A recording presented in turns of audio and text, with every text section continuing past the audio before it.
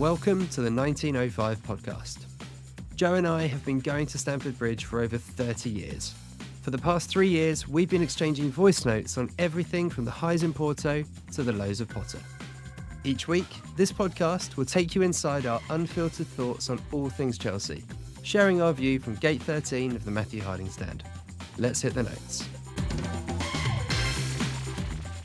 This week, we're talking Wonderkids, new signing Esteval Willian and Kendry Paez, and the impact they could have when they join Chelsea next summer. We discuss Mykhailo Mudryk and what could be a make-or-break season for him at the club. And with Omari Kellyman joining from Aston Villa and Ian Matson going the other way, we give our views on the moves and get the Villa perspective from season ticket holder Ben Morgan.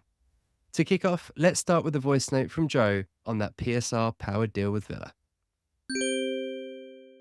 I was thinking about that Matson-Kellyman deal. It's clearly linked to PSR, isn't it? It's obvious what's going on. It's not, you haven't got to be a brain box to work that out. But as opposed to the deals side by side, I mean, they are what they are, aren't they? Matson's close to 40 million now. His release clause ran out last week, so I think Villa had to pay slightly more than they wanted to. But I think even if he turns out to be a really good left back, you can't keep him all. And I think if you get close to 40 million for a player like that, then it's not bad business, is it? They haven't let him go on a free transfer or maybe like 5 or 6 million like Hudson-Odoi did. So I think Villa are getting a really good player in Matson. He's going to be, I think, probably an outstanding Premier League player. So again, you just wish him all the best, really. Hope he doesn't score too many goals when he plays against us or create too much, but he's given everything he has. He's gone through the academy, he's gone on the loans, he's done what he felt he probably needed to do, and now he's wants to play first team football. So I don't begrudge him anything and wish him well along the way. I think as for Kellyman that's coming in, I'm not going to give you some great analysis on him. He's played a handful of games for Villa. He looks a very neat and tidy football player. Not a great deal to talk about him, really. He's good on the ball, he keeps it neat and tidy, he's got a good long shot from range. But I think he's just going to be a lone army player at the moment, to be honest. It's clearly to kind of help both teams out, Villa and Chelsea, to do with their PSR arrangement. So we're bouncing players off, and I think we'll probably end up getting Duran from them eventually. And it may well be that we've overpaid slightly for Kellyman to get Duran in at a slightly lower cost against next year's PSR. So it's all to do with money and bouncing figures around, let's be honest. But I think Duran is going to be a very good player for us. Hopefully he signs. I think gone are the days of us signing an Osherman for 100 million. I think that might have gone for a while, but yeah, I think this boy will come in. Is he better than Noni or Sterling? Probably not. Not at this stage anyway. But if he ends up going on loan and doing well and becoming a good player for the first team in the future, then I think that's, I say good business, who knows, but it's business, isn't it? We're into player trading. The Americans said they were going to do player trading when they first turned up. You can look at all the interviews that were out there, and to be honest, I'm not against it. Again, if it means they're using their noddle to get some players traded here and there to make us good on the PSR, to go after the players we really want to in the future, then there's absolutely no reason not to do it. So I think fans just need to sort of chill out a little bit. Kellyman is an overspend at this stage, yes, but it's all for the bigger picture. So keep calm, it's all good, and let's see what happens in the future. Hello, mate. Yeah, this is an interesting deal, really, for Villa and Chelsea, I think. And I think it's probably one that hopefully will work for us both. A lot of it's to do with PSR, isn't it? So I don't think it's actually gone down as a swap as such, as a separate deal to comply with the outdated rules. But Kellyman's is good. He's actually one of our sort of most exciting younger prospects that we've had. We didn't get to see a huge amount of him last season, but I think that's mainly down to Emery sort of really wanting to push on in both Europe and trying to get that Champions League qualification. So I know he was really, really highly rated by Emery. We actually poached him ourselves from Derby County a couple of years ago. I think it was less than 1 million or 1 million, around about there. But he featured in a few games for us last season. Start of the season, he played against Hibs when we were trying to qualify for the Europa. And he actually got an assist in that one. I think he got an assist for Leon Bailey. Came on a few times as a substitute in the league. I went up and watched him play against Ajax later on in the Conference League. And he looked good. What style of player is he? Well, he's comfortable on the ball. He's direct. He's definitely got an eye for goal. And he likes to shoot from anywhere, I would say, within 30 yards of the goal. He's got a really good left foot on him, and he's tall. He's an intelligent youngster, I think, when he's on the ball. He often sort of is able to use his body quite well to shield the ball, and then he's got quick feet and pace to sort of turn his man.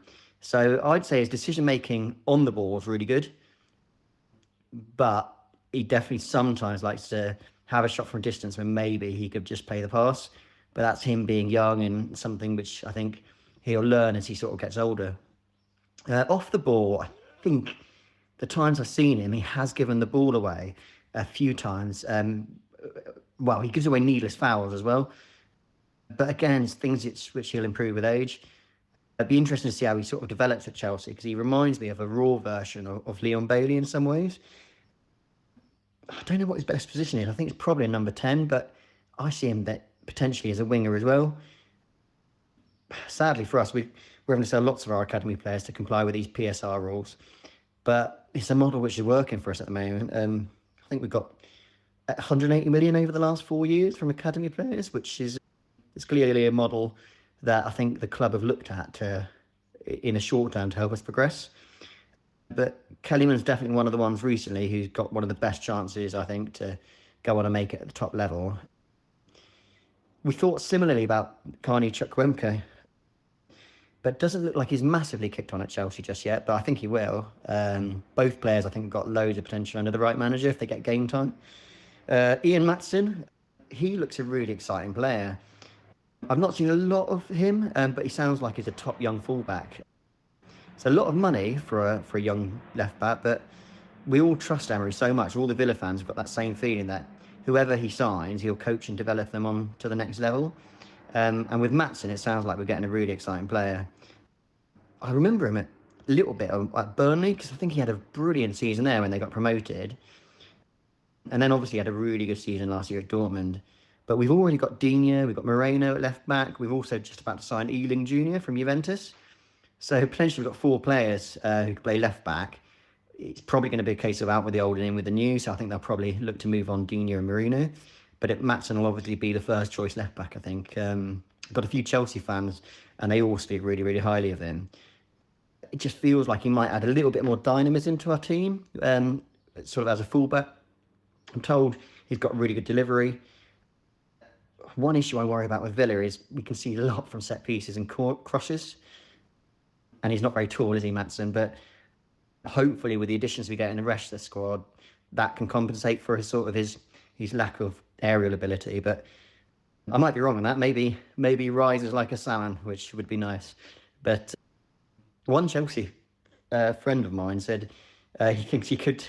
I mean, he's very optimistic, but he said, I think he's going to go on to be one of the best left backs in Europe. And he's just signing a 6-year contract. So that's only good news for Villa if that's the case.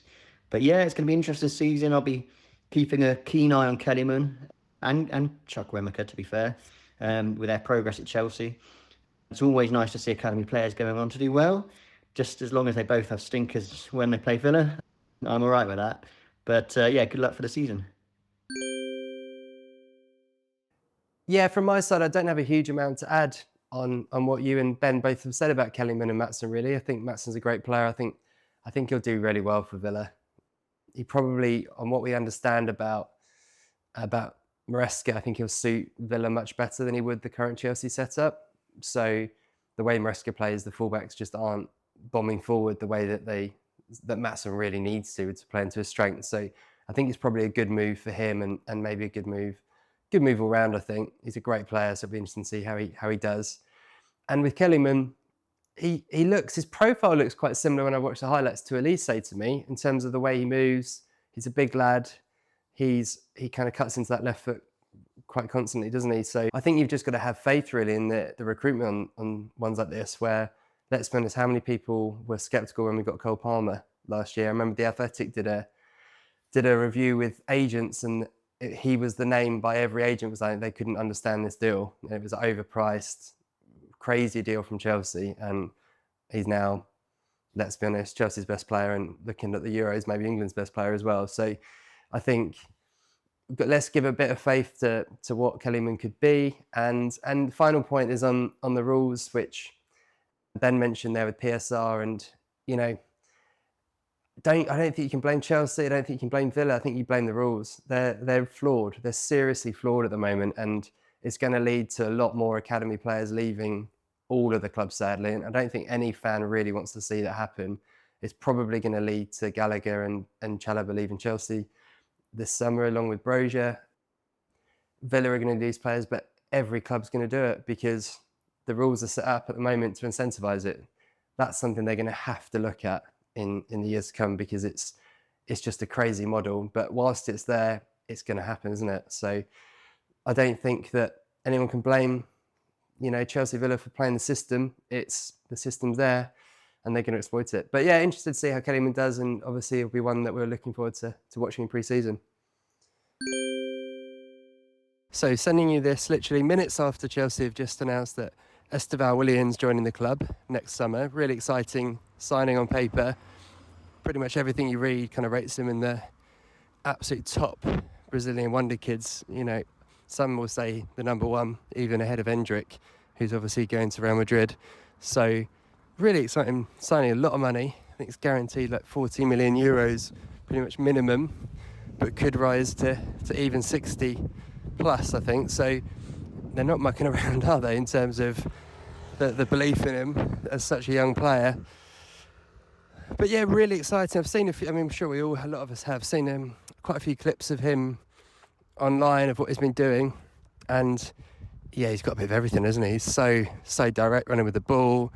Amazing left foot on him. I like the way he plays. Lots of cutting in onto his left foot, getting shots and crosses away. A lot of end product. I was, spoke last week about how excited I was about the potential of Elise. That podcast, whole idea of kind of players that we nearly signed feels incredibly appropriate now that we missed out on Elise.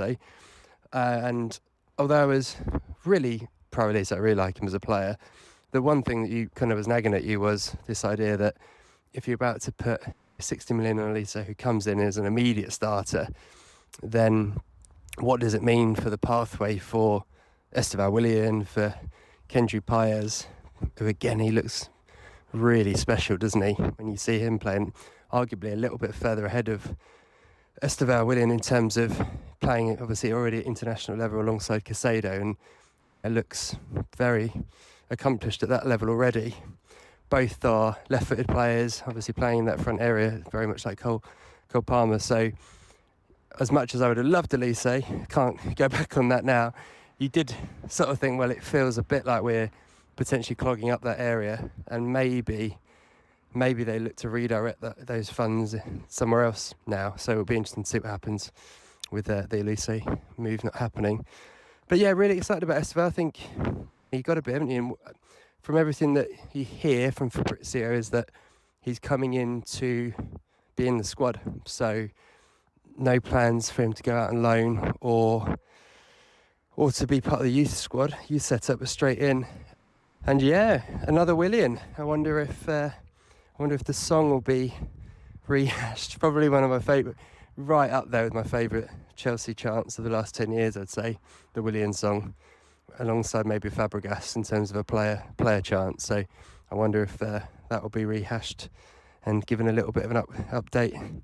Could do with Spurs buying his flight, couldn't we? Because that would make the whole song a lot easier. But yeah, let's see. Exciting things to be excited about. And same as Paez, I think we'll all be watching a lot of his highlights over the next year, and excited to see what we can do in blue. Hope you had a good day yesterday, mate. I know you had Barbie and stuff. I'm just getting the boys ready for football this morning, so if I've bashed around a little bit, I apologise, but there was something you said about Kendry Paez, and I wondered if you only sort of mentioned him loosely there, but what do you know about him? What's your thoughts on him? Because I sort of have seen quite a bit of him now. I've been making it a bit of a goal of mine to see bits of players that I know we've actually signed. I'm not big on rumours, you know that.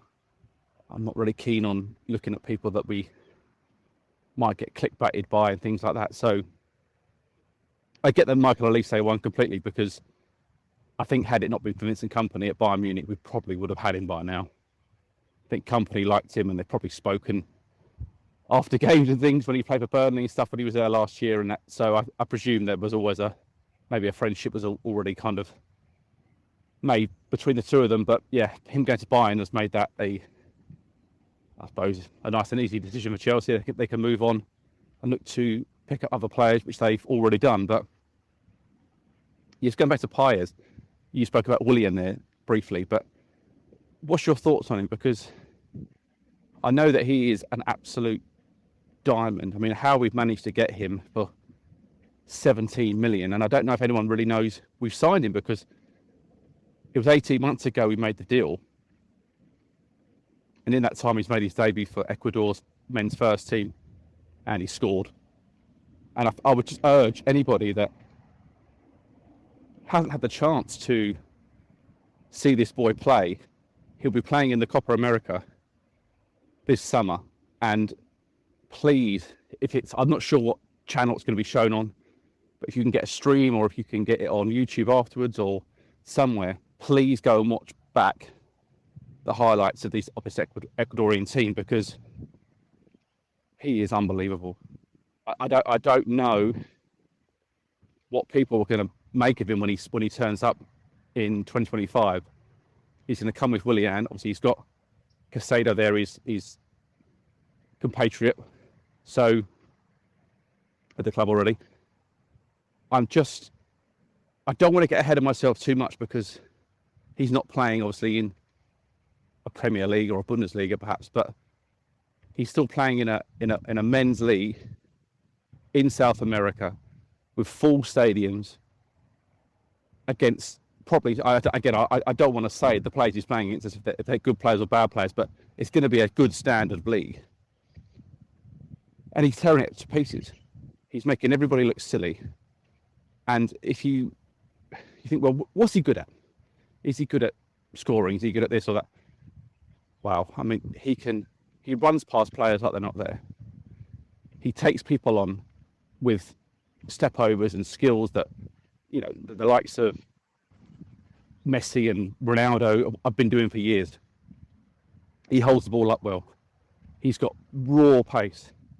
He scores goals from outside the box, which are absolutely ridiculous. He hits bends. He strikes the ball pure. There isn't anything he can't seem to do. I haven't seen him score many headers, actually, but he's not the biggest. But, wow. If you haven't seen this kid play, then I think you're really missing a trick. Maybe you want to wait and see what he does in a blue shirt. I fully understand that. But this Copa America will show you that he'll be up against your Argentinas, your Brazils, your Uruguays, and all of that. You'll see him for what he's worth.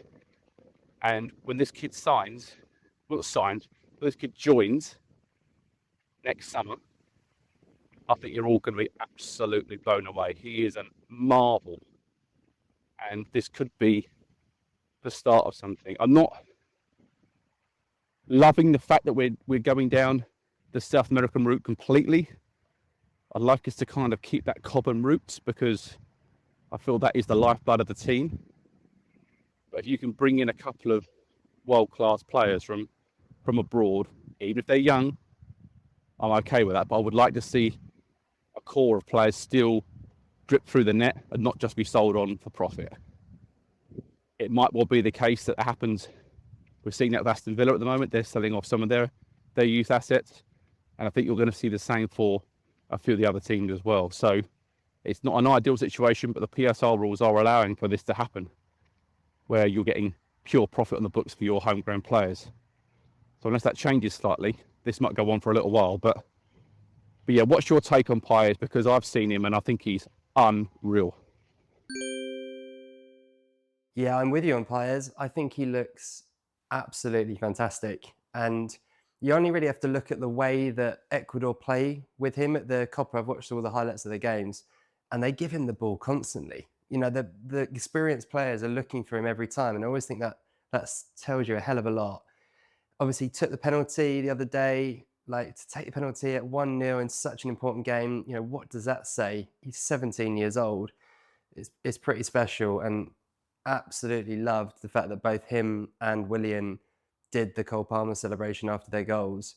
I mean, wow, like what a moment that must be for Cole Palmer to see that, and what a connection that those three could immediately have before they've even joined the club. I think it's really exciting.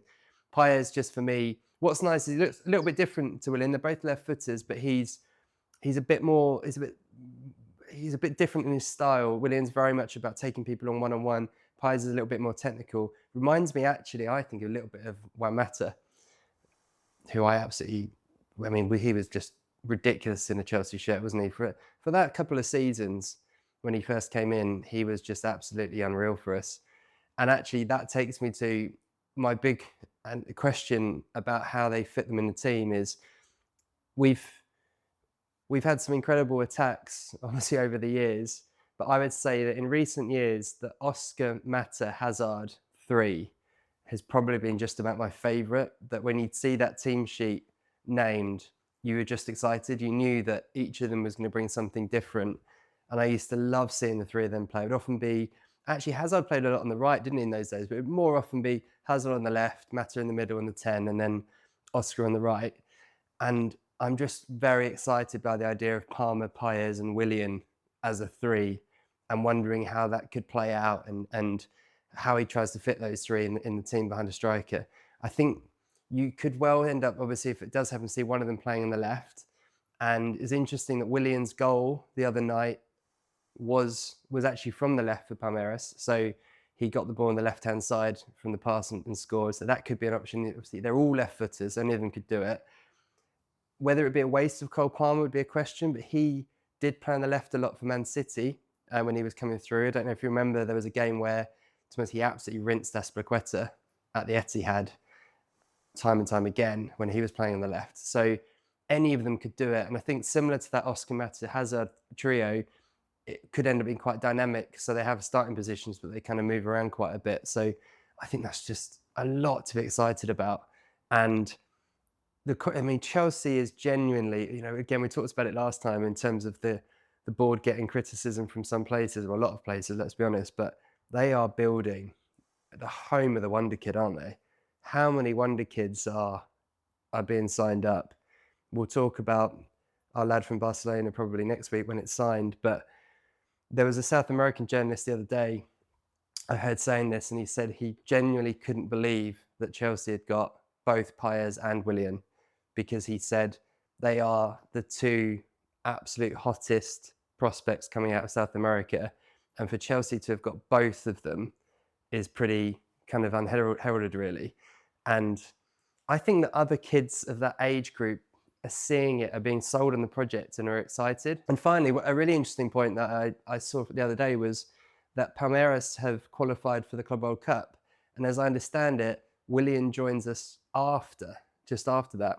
So the first time we see him in a Chelsea game could actually be against us, which would be very, very interesting. And it's kind of almost inevitable that we'd end up getting drawn against them, wouldn't we? It's going to be very, very unique, that Club World Cup. It's June, July next year. So basically the same time as the World Cup or the Euros would be. And it's pretty cool that Chelsea have sort of snuck in it and are going to be in the first ever one. I feel like it will feel like a much more significant tournament, actually, than they have in the past, where the European team is just assumed that they have to win it. Actually, it'll be very different, because Real Madrid will be in it, Man City will be in it. Obviously, you've got all of the teams from the other regions as well, but there'll be a good, strong European contingent. So that's going to be a lot to be excited about. And yeah, honestly, these kids coming through, particularly Paez and Willian, just wow when you watch them. Hey, it's Chris here with a really quick message. Check us out on Instagram at 1905podcast. You'll find video clips, photos, and much more about everything we discuss on the show. Plus, it's a great way to get in touch to tell us your thoughts, share your feedback, or just say hi. Follow us on Instagram at 1905podcast. And now, back to the show. I thought it'd be really interesting, to talk about Cole Palmer and Mudryk a little bit, actually, because they're the two, when they play for Chelsea, that one is getting a load of praise, and quite rightly so, and the other one always feels a little bit underwhelming. And you look at Mudryk for Ukraine and you're thinking, go and show us something in the tournament. Go and show why Chelsea paid all that money for you. But again, it was all very lacklustre, and he looks almost a little bit afraid to do anything. Like, he doesn't want to take players on. He doesn't really play 1-2s and go and get the return. It's all very safe. It's like dribbles up to the fullback, then passes it inside. And he should be doing something. He should be making that team tick. And I know he's not playing in the best Ukraine team in the world. I'm well aware of that. I know England are a much better team. But in 25 minutes, Cole Palmer's done more than 2 full games that Mudryk had for Ukraine. I mean, he didn't play in the last game because he was injured, which, I mean, I sighed because that's all he ever seemed to be last season. He'd have a run of 2 or 3 games and then he'd be injured for 2 or 3 games. And that's the sort of thing that also has to stop.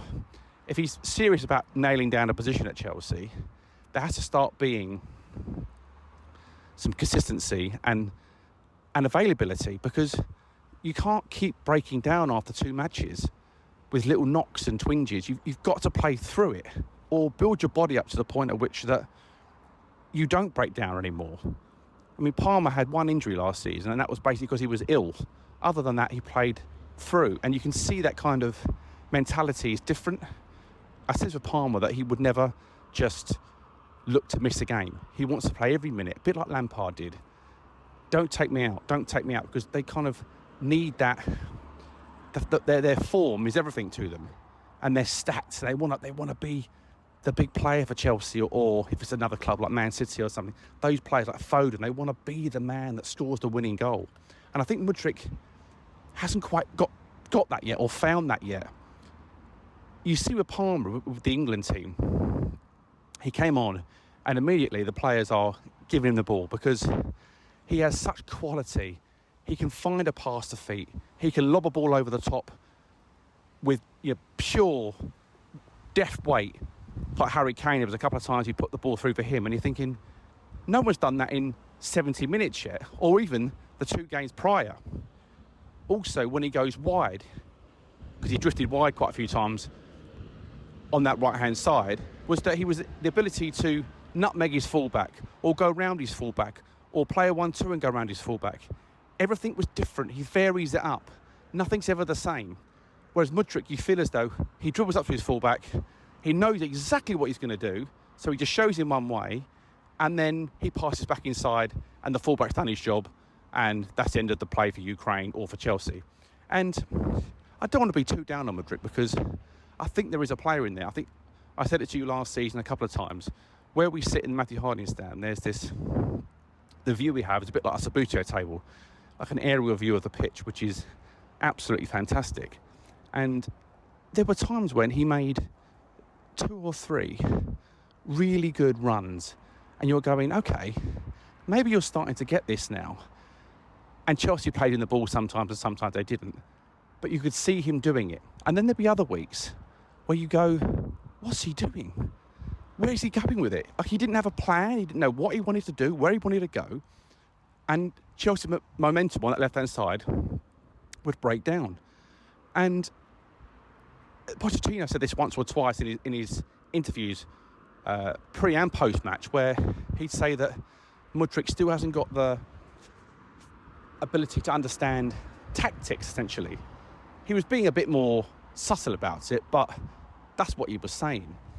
And I think that Palmer came into the team, I forget now, it might have been the 2nd game of the season, the 3rd game of the season, and he never came out the side because he wouldn't allow it.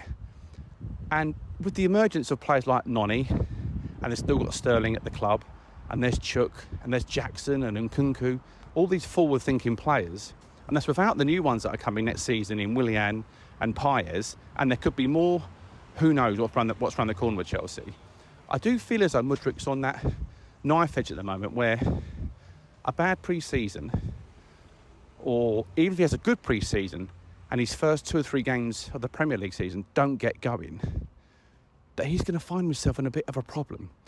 And I think there now has to be a real commitment from him. If he's serious about playing for Chelsea and being part of our team, that he just has to improve and he has to get consistency.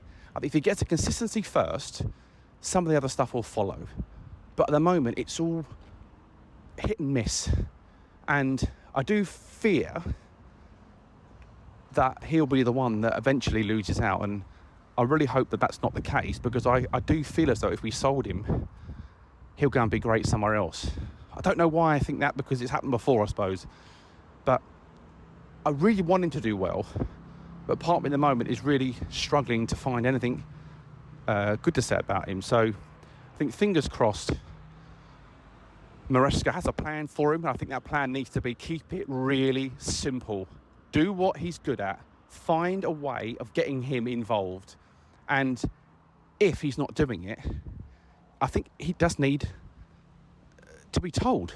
I don't think there's this mollycoddling approach is going to be any good for anybody. I think now is the time where he has to start stepping up, because I think if he has another season like he did last year, it's going to be out the door the year after. I just think he really needs to start thinking about putting pressure on the new guys coming in, like Willian, that, no, I'm here to stay. You've got to push me out the team. If you want to play, you've got to push me out the side. But at the moment, I feel as though anyone could pretty much walk in this team and get ahead of him. But I don't want to be too down on Mudryk. I like him, but there's a lot to improve upon. And a lot of Chelsea fans won't stomach another season like last year. So I wish him good luck, but let's see what happens. Currently walking through the streets of London. It's 28 degrees and I have an ice cream, so life is good.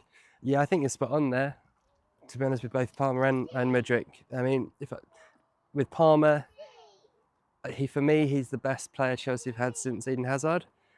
I think he's that good, and he really, really could be something special. When you see him come on and in 20 minutes, as you say, do what he did for England, I think we've really got something very, very special there, as we all saw last season. So I'm just excited to watch him and see how he develops. And Mudryk, honestly, with Mudryk, I've been desperate for him to do well, like genuinely desperate. And I think maybe partly because of the Arsenal thing and us kind of getting him from us, like in front of Arsenal, kind of makes you want him to do extra well, because there's been so much like banter out there, isn't there? So-called banter about him, you know, being a flop and all that kind of stuff, that every time he's done something good, and there's been little moments in there here and there that you're like, oh, okay, that could be the turning point, but it just never has been. And if I'm honest, I'm really worried about him. I think this is absolutely make or break season for him. Like you say, he has to have a good season, or I think he'll be sold next summer. The more I watch him and the more I see him both for Chelsea and Ukraine, I just get the feeling he's not quite good enough. He kind of gives me Jesper Grønkjær vibes, for those who remember him, of being really quick, but just not quite having that quality and having that touch. And to be honest, Grønkjær was probably more effective for Chelsea than Mudryk's been so far, if I'm being honest. And I think you're right in terms of, I think if we sell him, I think he will go on to have a good career somewhere and be better. My current feeling is it just might be one level lower than where Chelsea want to be. There was Joe Hart was on, I think, BBC the other day talking about him before the Ukraine game. Joe Hart played against Mudryk when he was at Shakhtar for Celtic, and he was basically saying he was unreal. He was absolutely brilliant. He scored 2 against him. I remember seeing the highlights of that game before Chelsea were even linked to him and thinking, this kid looks amazing. You know, if you watch that back, he was absolutely unreal. He just ripped Celtic apart, to be honest. And I remember thinking, wow. And then when we got linked to him, I was like, that's the guy from the Champions League. He looks amazing. But although it was Champions League, it was playing against Celtic. And I kind of wonder if that's, you know, not saying Scottish League level, but I think he's probably maybe just one level lower. And you do see it with players, don't you, where you're just going to get a bit more space, a bit more time on the ball. But when I've seen him for Ukraine and Chelsea, where it's that level up, I'm just not sure he's quite got it. And time will tell. I think you're a bit more positive on him than I am in terms of what hopefully does turn it around. But I think I'm starting to really worry. I think it'll be interesting to see with Maresca if he can get a bit more out of him. For me, it's always been like, can you get him actually running in space behind? Like, use that pace. We very rarely see it. When that goal he scored against Forest, loved that, because it was like, right, he's actually made a run in behind with his pace and he scored. But he always comes to the ball, as you say, passes it inside, and doesn't ever feel like he really uses that pace enough. So let's see. But yeah, hopefully I'm proven wrong, but I'm worried about him. So as always, we finish with a question, and the question is, what Chelsea signing were you most excited about? Last week, Joe answered, and Joe cheated. He gave 2, which were Ruud Gullit and Marcel Desailly. I'm not going to cheat in quite the same way. I did have 2 in mind, the first one was Andrei Shevchenko, who was just unbelievable for years at AC Milan, and I couldn't believe it when Chelsea got him. But I'm not going to choose him. I'm going to choose one, and actually it came to me quite easily, and it's Fernando Torres. When we got Torres, I just can't tell you how excited I was. It was, for years we'd been debating in the pub and beyond with fans, Premier League fans, was like, who's the best striker? Is it Drogba or Torres? And to suddenly have both of them just felt unreal. He'd had injuries, but it would only been 2 or 3 weeks before where he had scored 2 ridiculously great goals at Anfield against Chelsea in a 2-0 win for Liverpool. So it felt like he got over the injuries, he's going to be amazing. He's just going to be electric. And it was so exciting, the idea of him fitting into Ancelotti's Chelsea team with Drogba and what they could do together. And of course, it didn't work out as any of us would have wanted to. He just never quite ever got to that kind of form that he'd shown at Liverpool. The injuries had obviously played their part and had their toll on him. And he never quite looked that same electric striker that we thought we were getting, which was a real shame. Having said that, and I obviously looked into this ahead of doing the note, and actually his record isn't as bad as definitely I thought, and probably most people thought. So interestingly, he played very similar number of games at Chelsea and Liverpool. He actually played 33 minutes more for Chelsea than Liverpool, so almost identical. And whilst he didn't get anywhere near the number of goals that he did at Liverpool, he scored like 81 goals in 142 games, so pretty incredible. Actually, Chelsea, he got 76 goals and assists in 172 games. So a goal involvement just about every other game, and 45 of those were goals, 31 assists. So on the face of it, you think of him as just a bit of a flop, right? But actually, his numbers weren't that bad. And actually, compared to some Chelsea strikers in recent years, we'd probably have someone like that in the squad quite happily now and be pretty happy. And I often say this with friends, that football is about moments. And for me, I had a canvas actually up, a print of Torres' first goal against West Ham. And I remember being there, it was absolutely pouring down. I mean, the game can't have been far off being called off, to be honest, because the ball was getting stuck in the water. And it literally got stuck in the water in front of the Matthew Harding. He turned on it, bends it in the far corner with his left foot. I think he'd gone like 12 games without a goal. Everyone was desperate for him to score. And if you watch it back, I'm sure we'll share it on our Instagram, it is genuinely one of the loudest cheers of a goal that you'll hear at Stamford Bridge that I can remember. Every single one of those Chelsea fans was desperate for him to score and so happy for him to finally get it. And bear in mind, it was not an important goal. I think it made it 2-0, 3-0 at the time to Chelsea against West Ham. So it wasn't a huge goal, but the sound of that roar is huge. And I just always have even goosebumps thinking back to it, actually, of just that moment and him sliding in front of the Matthew Harding to celebrate. And I think at that point, we all felt he'll go on from this and he'll just get better and better. And there was a few times when you felt that might happen, but it just never really did. He probably had his best spell under Benitez, where he went through a really good scoring run, kind of the winter of that year, but never really kicked on. But one thing I would say is he actually the Chelsea fans were always brilliant with him, and I think he probably looks back and appreciates that. I've heard him talking about his time at Chelsea and saying he'll never regret it. He won the Champions League.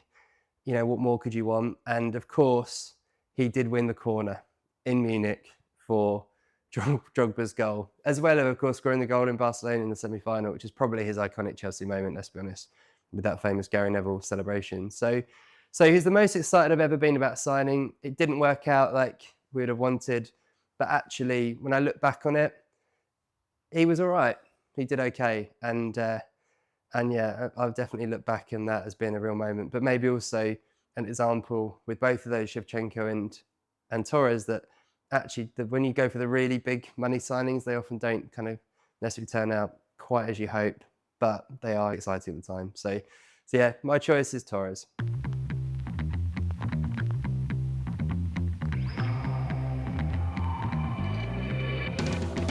Those were the Chelsea notes for this week. If you enjoyed the podcast, do us a favour and share it with a fellow Blue.